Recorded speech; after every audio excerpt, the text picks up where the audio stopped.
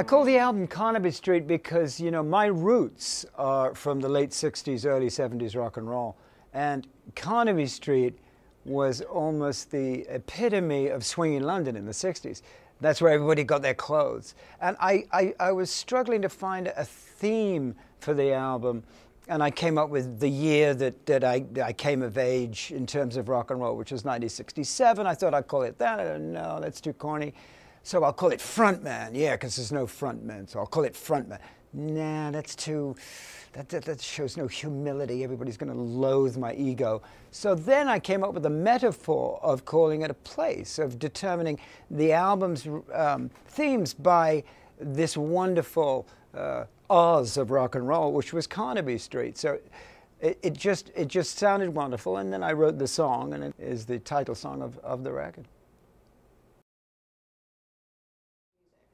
I believe in self-expression. I think, you know, I've done it all my entire life since I was 8 years old, and I'm 26 now. So, what do you mean? Why are you laughing? No, I'm kidding. So I've done it. I've been at it a long time. Is the point? I begun at 8 years old, and I've been in many different projects, and I've discovered that what's important to me is self-expression, and it can come in any form. It can come in music, and it can come in drama, and comedy, and writing, and poetry, and whatever it is. There's a need inside me to express myself, whether anybody's listening or not. That's what I've learned, that I can't get into the results of the thing. I can only enjoy doing it, and if people enjoy it, then you know, I'm very happy. But it was not a choice for me to be an artist. I just couldn't have done anything else. I learned very early on in my career to have absolutely no expectations because fundamentally it's an absurdity, because if you get hung up in the results of what you're doing, then you will inevitably be let down. I mean, if I, in the old days, went double platinum, you know, I would go, well, why didn't we sell 3? And it's absurd. So I have no expectations because, for that reason, and also because I am so confident about what we've done and how real and authentic it is, and what great band it is, and how the songs, you know, are, you know, humbly are fantastic. It's really, you know, classic rock and roll played by guys who know how to do it. So I don't need expectations. You know, I can just enjoy the process and enjoy playing these songs to as many people as we can. I don't think there is a music business. I think there is tremendous music, and I think that people have been now given the opportunity to hear a myriad of disparate bands. I mean, there's so many different bands that perhaps will never sell 25 million records, but they will have an audience. And if you do it yourself, and the guys that I'm allied with, and the label that is putting my record out, are just that. They deal in the fringes of music, what delights them, what they're turned on by. So it doesn't have that sort of bean-counting corporate culture. You know, it is from the love of music. The music business was as corrupt and as corporatized as any other brand. I'm not in a brand, I'm in a band. So I'm not interested in those kind of terms, you know, which was the music business. And remember, I've been in many, many, many bands, some of which were brands. And I'm not interested in that anymore. I'm into playing music that I adore, and the business side of it, I'm allied with really, really specific, loving, generous people that have allowed and permitted me and facilitated me to be able to express myself in this way. So I don't consider myself a part of the music business. I consider myself a musician.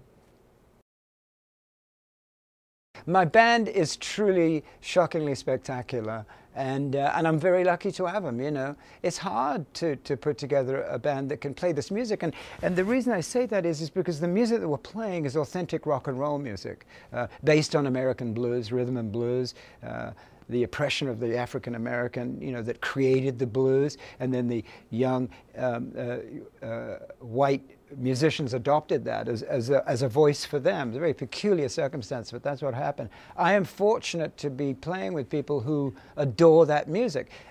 because of the music business, they have perhaps had to go in other directions. You know, they've had to conform to a particular artist's vision and play that vision. The criteria for being in the band was the fact that they loved the music that I loved, which is that those great blues bands and rock and roll blues bands from the late 60s, early 70s. So for them to play the music, it's exciting. And therefore the album sounds exciting because they love playing it.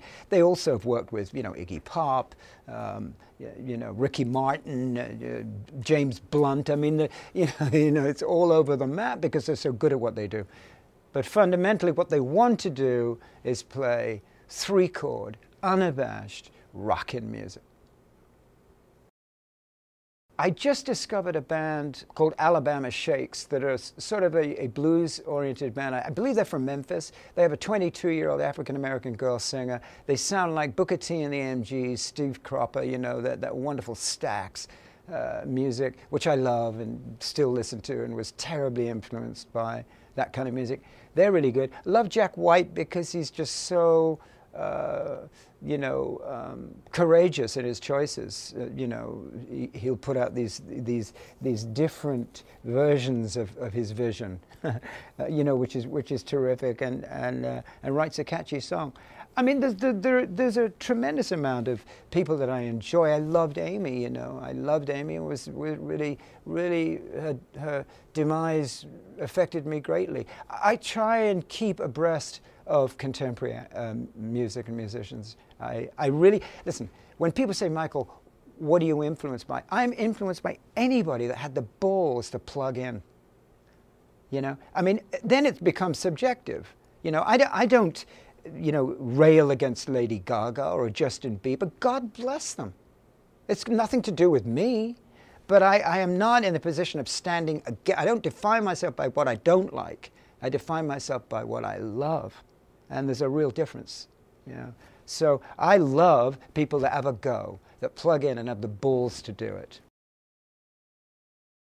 Everyone, boomers and hipsters. In fact, it's funny, you know, we've been playing for about a year in the South, in Nashville and Austin and California, and 80% of our audience is 20-year-olds. Because what they're doing, they see us as an indie band, because what I'm playing is classic rock and roll music, which has completely disappeared. Rock and roll became ironic, it became angry, it became apologetic, it became sentimental. My music beats below the waist. Rock and roll is below the waist music. Little Richard is what I'm into. I'm not into talking about the abuse I got from my uncle. You know, and I'm not railing against the fact that people are, there's no bitterness in my life, you know. I love the carnality of rock and roll. I love artists that you can make love to. The one thing I've learned is to let people in.